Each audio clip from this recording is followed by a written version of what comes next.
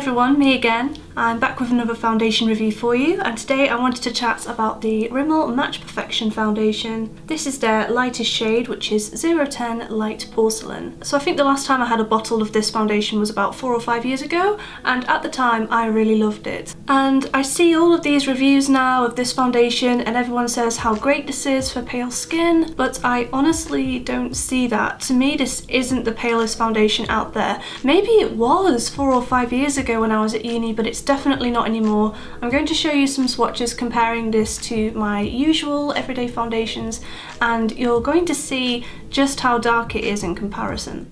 Here we have the Rimmel Match Perfection foundation in the shade 010 Light Porcelain. Next to it is the Maybelline Dream Satin Liquid Foundation in the shade 02 Fair Beige. And then we have the Revlon Colour Stay Foundation in 1110 Ivory. And as you can see, the Rimmel one is significantly darker than the other two. It's quite orange and very pink toned in comparison to the other two. So as you just saw in the swatches, it is a bit darker than the kind of base I would usually go for. However, I can kind of get away with it because it's a very sheer coverage. So I'm going to apply it now and show you how it looks. My personal favourite way to apply this is with the Real Techniques buffing brush, so that's what I'm going to use today. I'm just going to dot the foundation on half my face. And now I'll just buff it into the skin.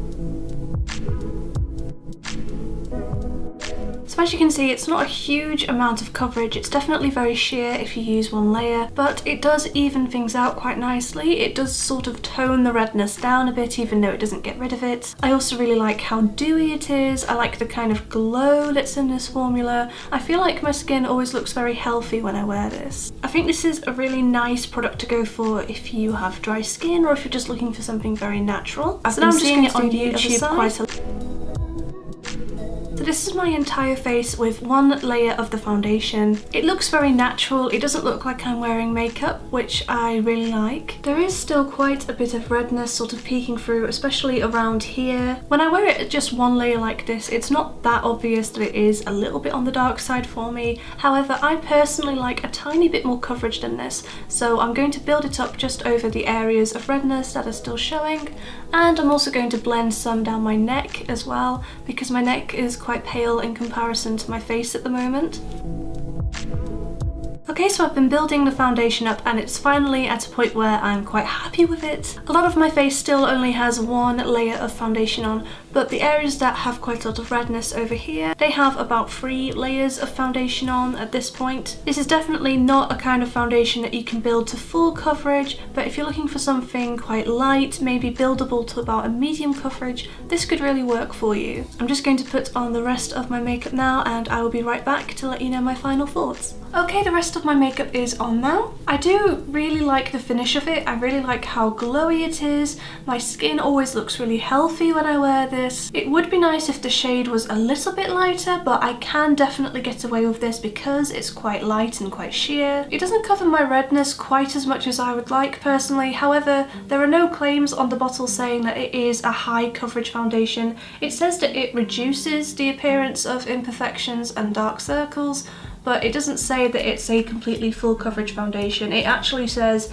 invisible coverage, and I think it does that really well. It's maybe not the most long-lasting formula that I've ever tried. If you were going to wear this all day at work, you would start to get more and more glowy as the day goes on, and you might want to think about touching it up with powder at lunchtime. With that in mind, I don't tend to wear this when it's humid or, you know, when I've got a really long day ahead. This is a product that I reach for on days when I want a really light, really glowy base, on days where I want to look a bit more healthy. I love using this when I'm quite tired and I just need to give my skin a bit of a pick-me-up. So even though this isn't the kind of thing that I'm usually looking for when I review foundations, I do still really like this. Maybe I'm not as loyal to this foundation as I was when I was in university, but I do still have a place for it in my collection. I think that this would be really good for anyone who's a makeup beginner or anyone who just wants a really nice light kind of base. I think if you've got dry skin, you will absolutely love this. Your skin will look so glowy and hydrated.